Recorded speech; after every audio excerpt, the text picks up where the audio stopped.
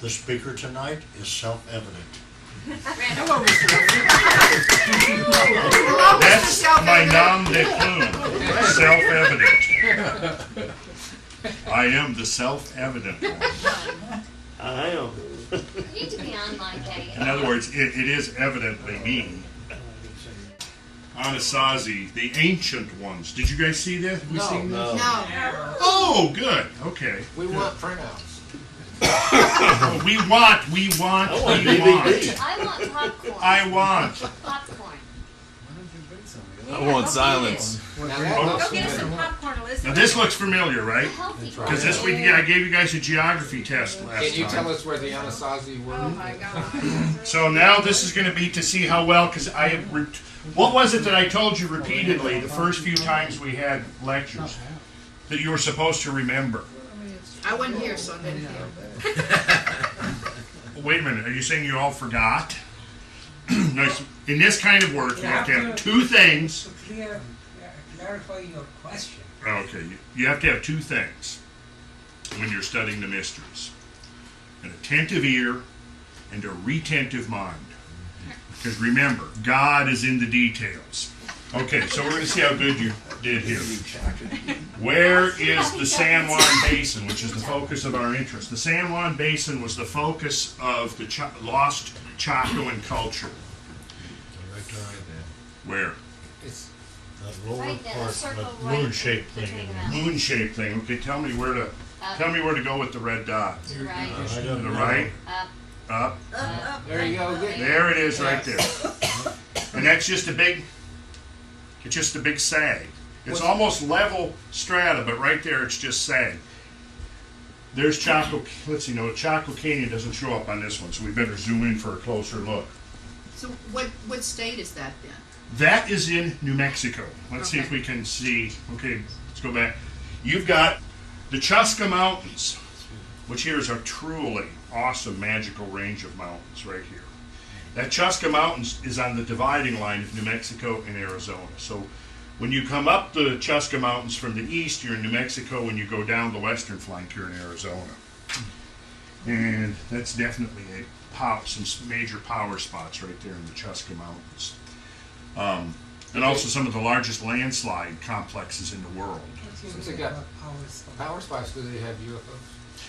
Well, there's, it's only the Navajo out there, so, maybe they see stuff and don't necessarily immediately call the media about it. He stays Well, outside listen, until you get here. He's the proverbial fly on the wall that you've heard talk Aha. But he's not on the wall, he's on the map.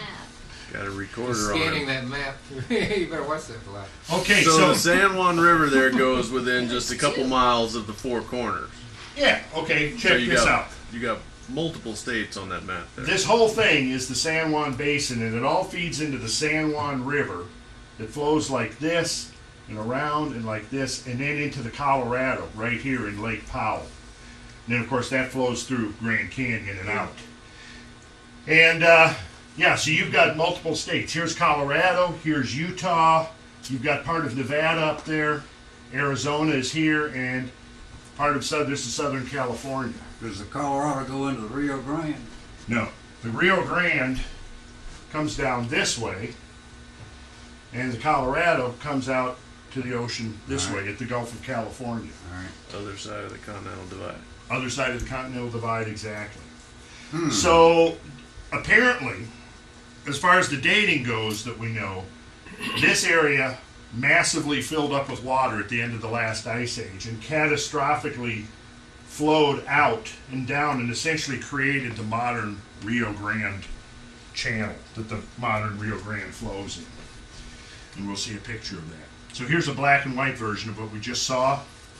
So there's the basin. Now the basin, the whole basin and the rim around it is about 60,000 square miles.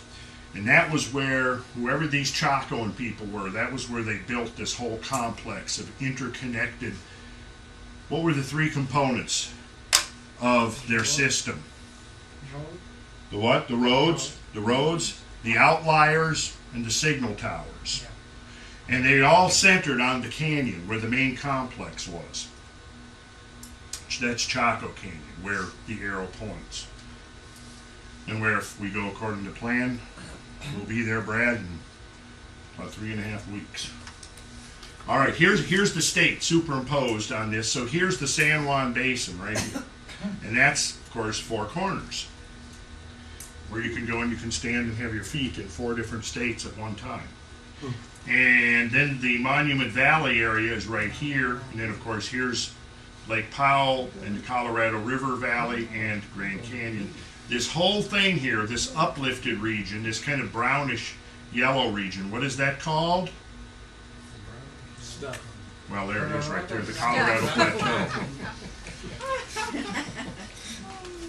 And let's see, here we are with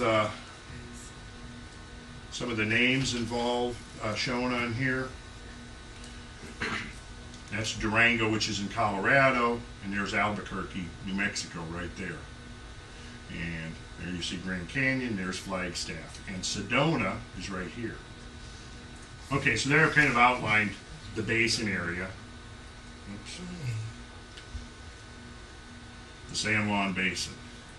And this here is the San Juan Mountains, just north of the San Juan Basin. And there's the close-up, and here you can see Chaco Canyon is right here, right along there. And the center of their whole civilization was right here. And that's all the roads, essentially, like they say all roads lead to Rome. Well, over here it was all roads lead to Chaco Canyon.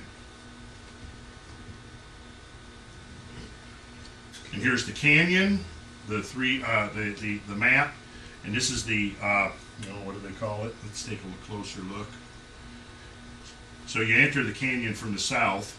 You pass. This is Fajada Butte, where the sun dagger was. And do you guys remember from the video we watched about 1.5 years ago on this? Sure.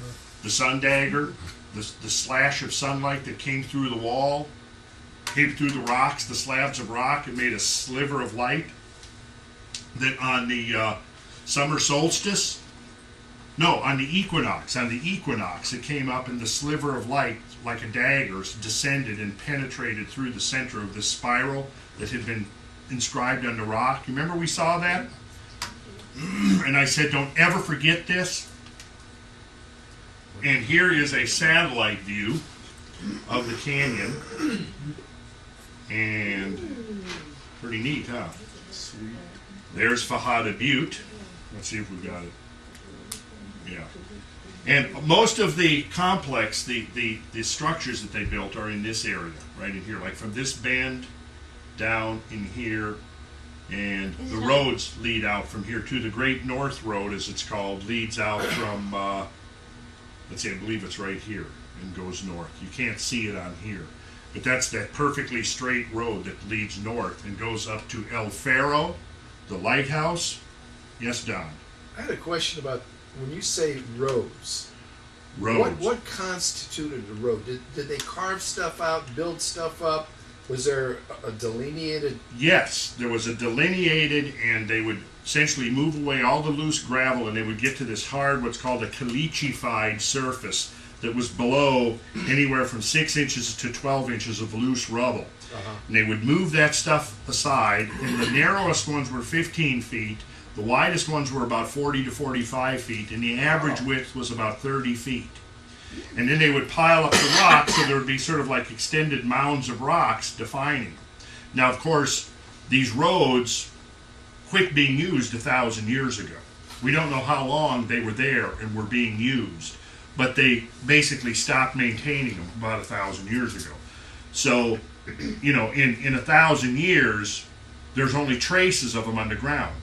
And they have been they were initially discovered from the ground, but the full extent of it wasn't really appreciated until a variety of remote sensing technologies came along, such as aerial photography and infrared, because infrared can detect subtle changes in the plant growth. And because of the removal of the rubble, there's different plant growth. These things tend to stay a little moister than the area next to them. So, you know, when you examine infrared photography from above, they leave traces. And I'm going to show you, you'll see I've got an aerial photograph of one coming up, and you'll be able to see it. So they must have had people like we do today out there cleaning these roads or And maintaining the roads, yeah. Wow. And the thing about the roads is that they didn't do roads like we build roads. We build roads to follow the contours. They built roads dead straight towards to a marker, probably a marker point on the horizon that they would constantly be readjusting towards that marker point on the horizon. So their roads would be perfectly straight across the desert, over hills, and in some places the archaeologists trying to track these road networks found where going over a hill they had actually cut the earth down and had cut into the top of the hill and formed a notch, which means that somebody distant from there, perhaps 5 miles or 10 miles distant, could, for example, if you're sighting against, and one of the interesting interesting new areas of research is the fact that most of these roads are probably aligned on astronomically significant marker points on the horizon. But in any case, you would from a distance be able to see a notch in a hill and use that as an orientation. In the same way that in the ley line system in Europe, from 1,000 years to 5,000 years ago, they would put notches into hilltops. And not only that, but between the prominences where you would have a low area, they would dig a pond and put water in there, so that as you're following, in order to keep that bearing, to keep your bearing, because it's a navigation system, in order to keep your bearing, you're on top of a hill and you need to have a sight, constant reference points to keep your orientation constant. Down in the valley there would be a pond, so that the pond would be reflective, and you could see the reflection of the sun or the moon oftentimes in the pool, in the water, and thereby keep your bearings. And we'll see some of that. I've got it coming up here in the slides. So this erosion here is probably late Pleistocene erosion, which puts it in the time frame that we've been talking about in here. Probably erosion that was associated with the end of the Ice Age, or at least the last phases of the erosion anyway. And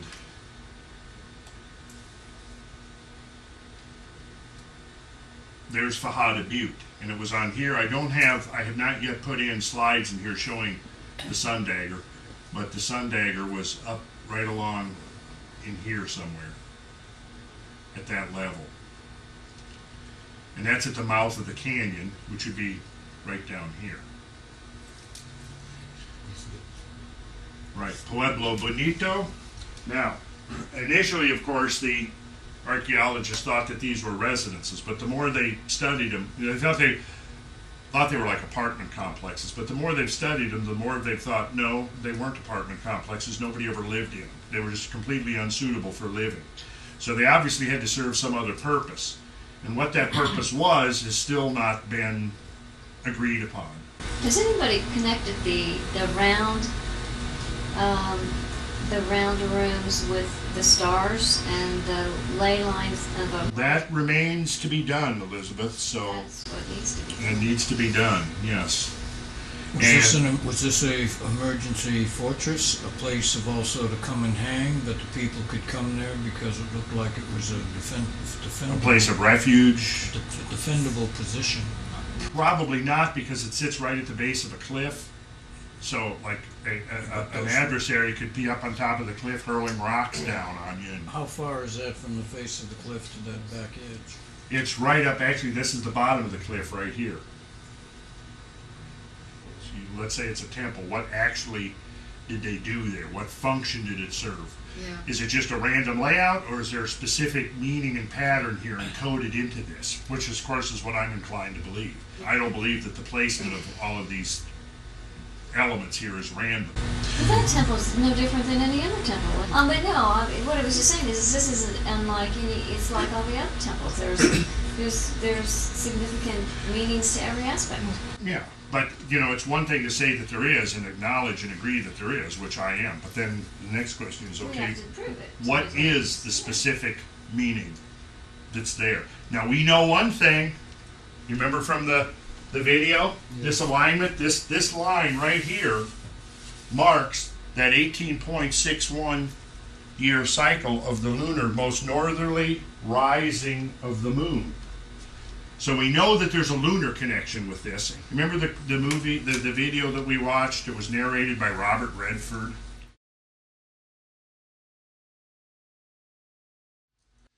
But if you remember, that marks that lunar alignment.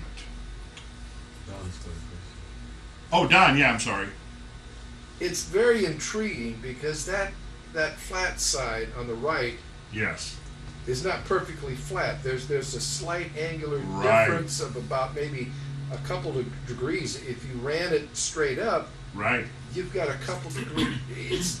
It's like one half is slightly off. Well, you know what I would guess that is? Without having proven it, and when I get my astronomy software, I will be able to prove it because I'll be able to calculate azimuth positions of the rising and setting azimuths of objects like the sun, the moon, given planets, or stars. Now, here's what I'm thinking is that if you actually mark the position of the moon, at the moon's rising in the east, okay, on the day of maximum northerly rising, okay, roughly 12 hours later, you mark its setting position. In that 12 hours, the Earth has been moving at 18.5 miles per second. Right. So the angle between those two positions, if you do a perfectly straight line, and let's say that the moon rose dead on that straight line, but 12 hours later, because the Earth has moved around, it's no longer going to set on an exact straight line. There's going to be an angle. And I'm guessing on a hunch that that's what we're seeing here. Because I found that to be the case with the inset angle of the Great Pyramid. Yes. Because you know that the face of the Great Pyramid insets. I've shown you that slide, right? You remember seeing that? Yeah. I'll have to pull that up. I know some of you have. You've seen it. Yeah. Maybe you weren't here that night. Okay, the face of the pyramid, the Great Pyramid in Egypt, is not flat. It cants in. Oh. And so it makes an angle, but it's an inset. Like this is a, what would you call it, Convex. an outset convex angle. It's a concave angle. It kicks in a little bit. Well, the base, and there again, all we can do is use approximate numbers because the casing stones have been stripped off. But I did calculate the change in azimuth risings of the sun along the horizon on the day of the equinox is when that inset shows up. And I'll pull the slide up. That's the best way to On get the it. first day of spring, when Smythe was doing his survey, he came out on the first day of spring, and the northern face, when the sun came up, Yes. the left side was shadowed, and the Yes. right half of it Because was of the fact that illuminated, the- and it showed that crease in the northern face. And That's that- exactly right. So that because of that slight kick in, as the sun came up exactly east-west and shined across that face, It showed the crease. it showed the crease. One side was thrown in shadow and the other side caught the light. And it's only on that day or two that the crease, the inset, shows.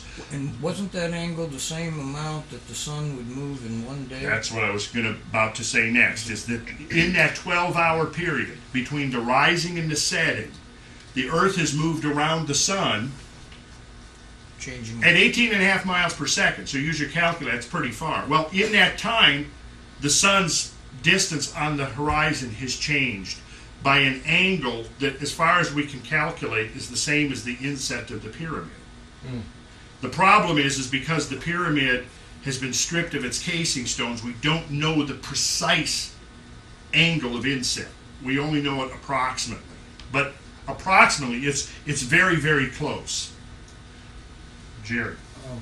That may not be the only reason they did that. Oh, yeah. I mean, I'm not going to say that's the only reason they did it. Look them up.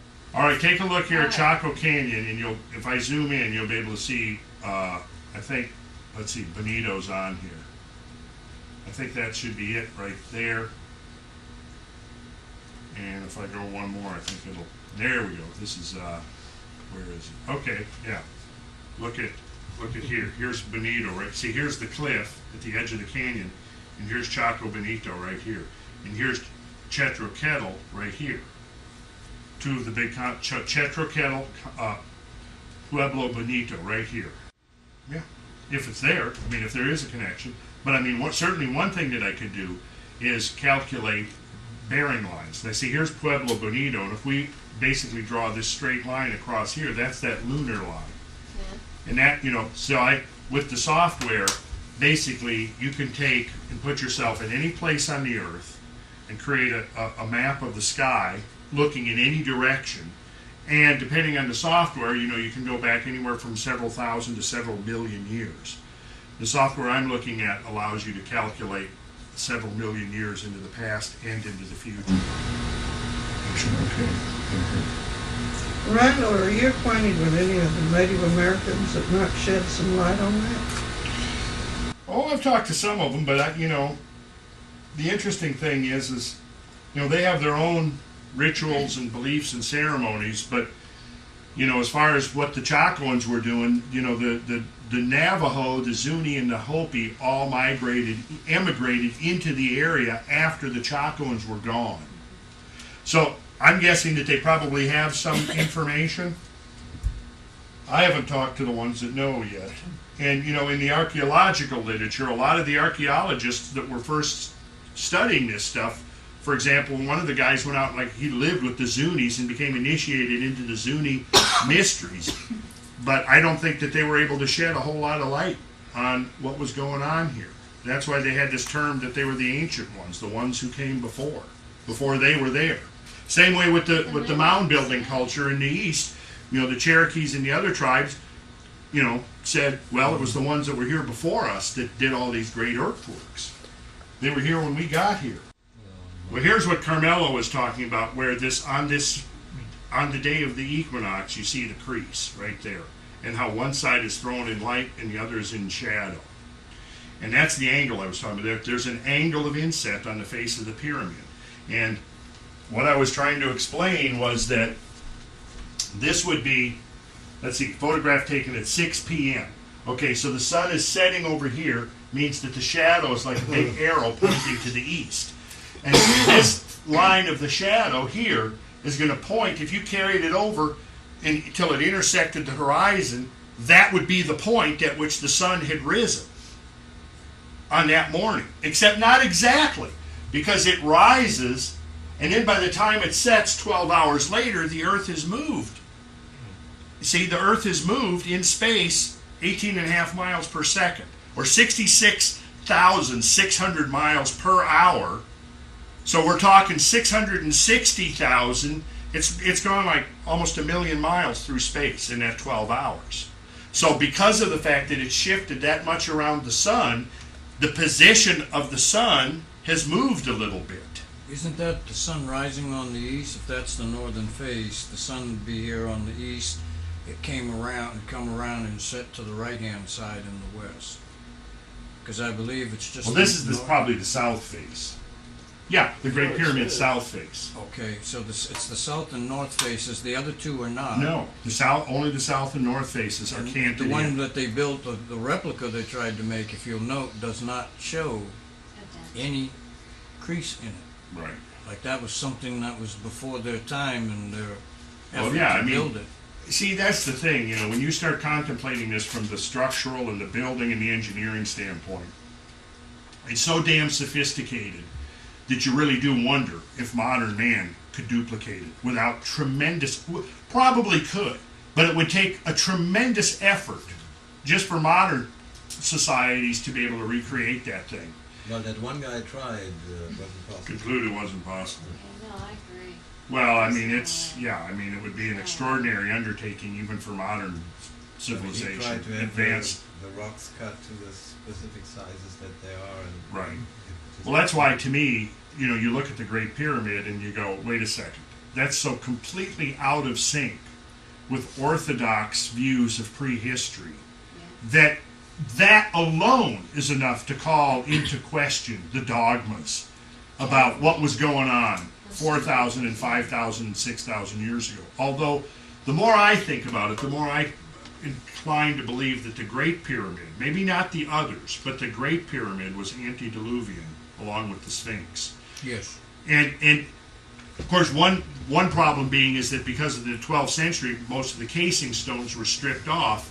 If they were still there, I wouldn't be surprised if there were water lines. Okay, where's Chetro-Kettle? To the right. There's Chetro-Kettle, and here's Pueblo Bonito. These were the two biggest ones. Probably the two biggest complexes in the Anasazi world were these two, Bonito and... Let's see the other one. We haven't seen the other one. Well, you're about to. No, we never seen that one. Well, I didn't... This is what it looks like from the ground.